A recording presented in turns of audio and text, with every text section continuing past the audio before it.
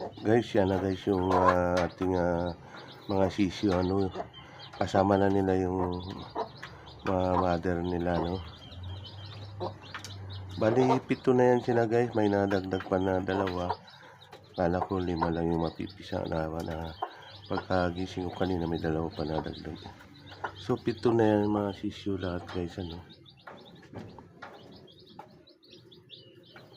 Kumakain na sila.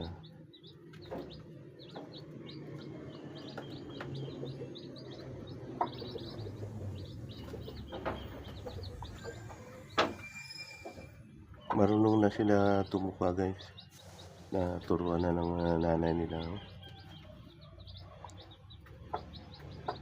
Diba talaga pag yung kasama nila yung nanay nila guys, kaya madali silang matuto ng pagkain, pag-inom, kisa sa yung wala silang kasamang nanay, ano. Tsaka isa pa guys, pagdating ng gabi guys, maganda talaga nandyan yung nanay nila, sa ganun di sila giginawin.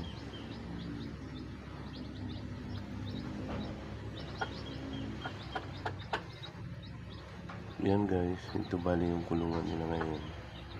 Yun, dun yung mga gulong, dun ang itlogan nila guys, yung mga inahin ko.